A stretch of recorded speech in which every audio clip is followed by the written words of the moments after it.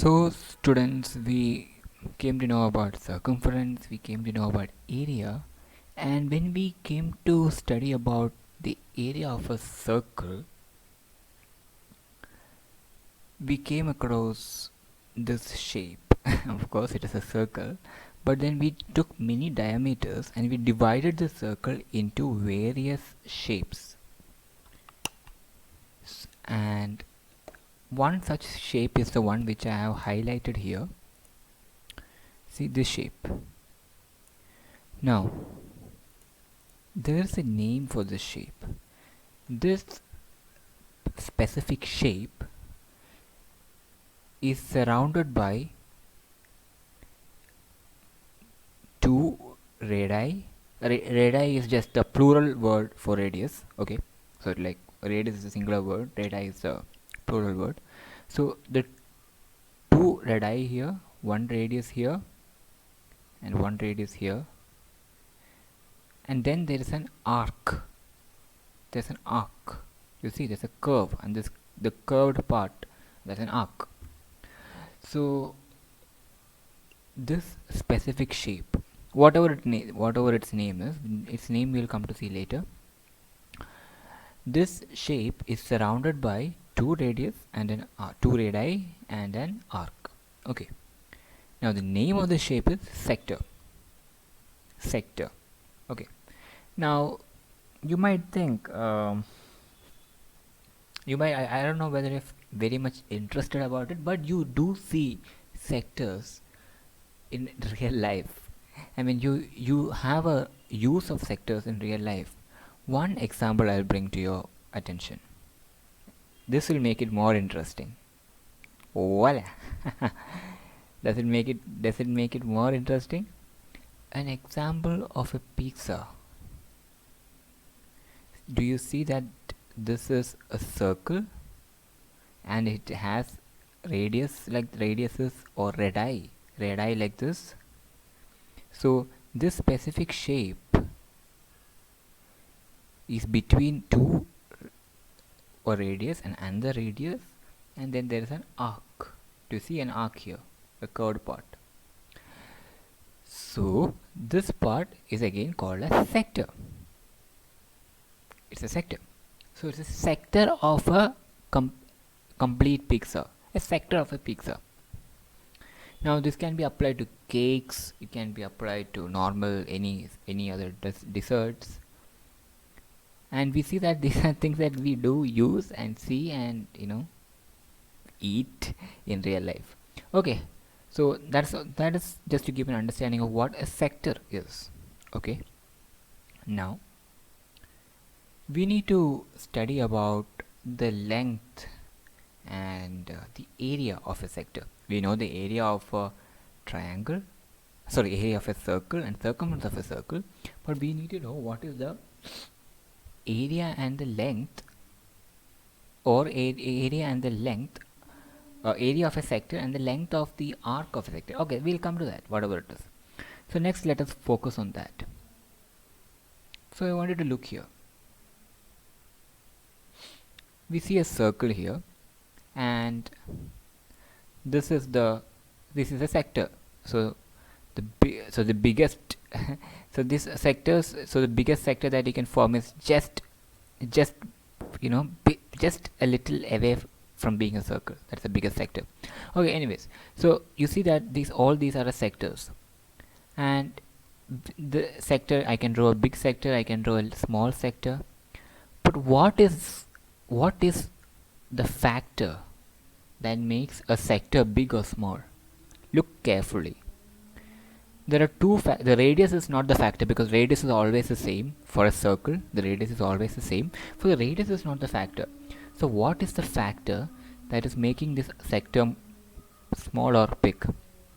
There are two factors that we can talk about. One is the arc length. When the arc length, that is the length of this arc, when that is big or small, the sector changes. Another way to look at this is to look at the angle. Do you see the angle? Now it is 76 degree. If I change the angle, if I make it 90 degree, this is the sector. If I make it 25 degree, this is the sector. So you see that when I change the angle, between the radii, between the two radii, that's between the first radius and the second radius, when I change the angle, the sector becomes small or big according to what the angle is. Do you see that? So let us study with respect to the angle. So you see that with the change in angle, the sector changes. Okay, now why did I show you all this? One thing I want you to know is the length of the arc, how to find the length of the arc. Now for that, so length of an arc, we know that the length of a complete circle, now students, just look at this. This is the biggest arc, right? The biggest arc is a circle itself. Do you see that? The biggest arc is a kind of the circle itself, but it is not an arc anymore because it is not between 2 points. See, arc is the curved region, the curved line between 2 points, not the line actually, the curved shape between 2 points. But so here there is not 2 points, but the greatest arc is just below what it makes a circle. Okay, now so depending on the angle, actually the circumference of the circle is changing. Do you see that? The circumference of the circle is actually the arc. I mean, not the whole, a little of the circumference. For example, this is the whole circumference of the circle. This is a little of the circumference of a circle. A little less, a little less, a little less, a little less. So do you see that the circumference of the circle is actually what is the arc length? Do you see that? Not the whole circumference, but a part of the circumference. So because the length of an arc is dependent upon the circumference of an arc, it is very much related to this formula 2 pi r. Okay, now students, what I'm trying to do is, instead of giving you the formula directly, I'm trying to make you understand how we are getting the formula. Okay, so we now understand that the length of the arc is in some way related to the circumference. Okay, now look at the diagram again. What changes?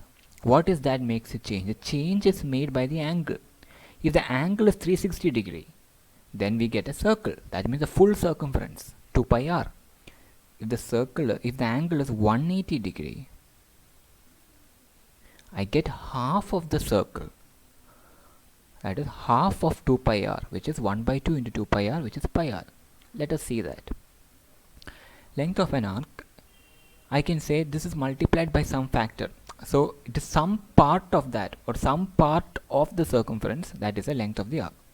So the maximum angle that you can go is 360 degree, right? The maximum visible angle that you can go is 360 degree.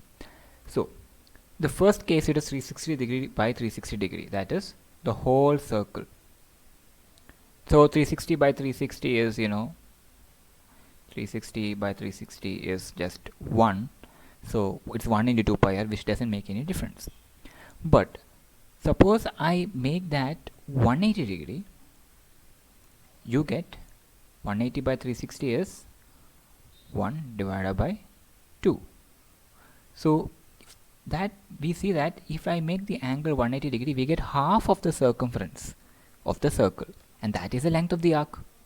The length of this arc is actually half of the circumference of the circle. Do you see that? Now again,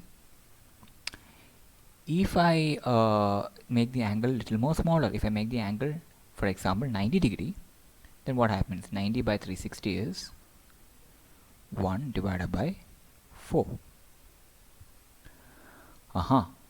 So it is 1 by 4 into 2 pi r, and isn't it what we see here? If I make the angle 90 degree, yeah, do you see that the length of the arc is a quarter or 1 by 4th of the total circumference? Do you see that? Now again, I can make the angle a little more smaller. If I make the angle 30 degree, it becomes 30 by 360, which is 0 and 0 cancel out, and 3 by 36, that is 1 divided by 12. 1 by 12th of the circumference. So that is 30. If I make it 30 degree, you will see it.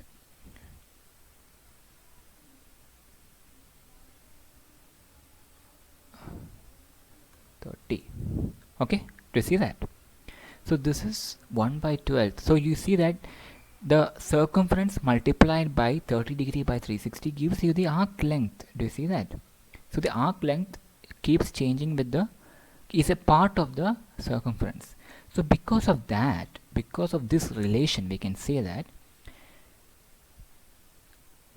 you take any sector, take the angle between the two radii, and if the angle is theta, then the length of the arc, length of that arc of that sector is theta by 360 degree into the circumference of the circle. Theta by 360 into circumference. Do you see that? So this is the formula for length of an arc. Now we found the length of an arc. Now let us try to find the area of the sector itself. Okay, so the area of a sector. How to find the area of a sector? Okay, now this is not at all difficult, students. Let us use the same logic.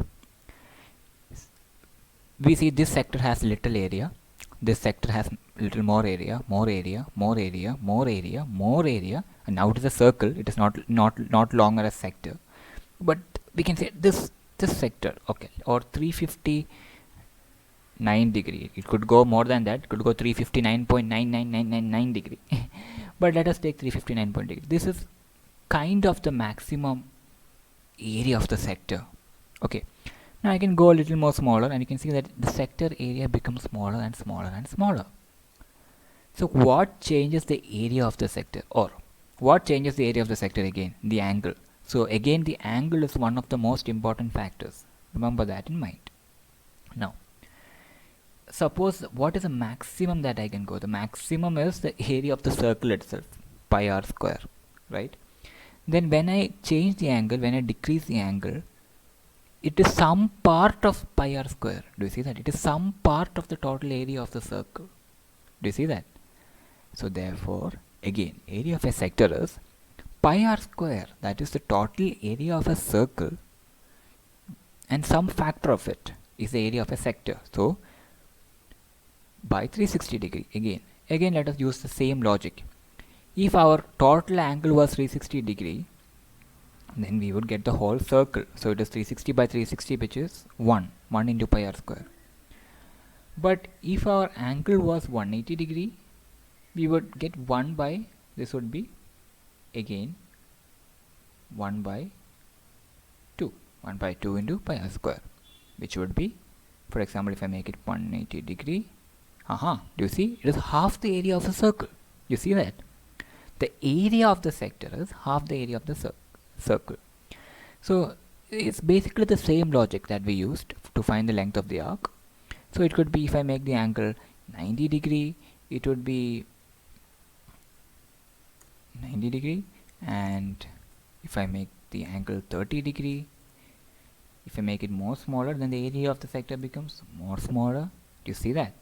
Now, so because of that, if I can change that angle, that angle, if that is a variable, that is enough to give me the area of a sector.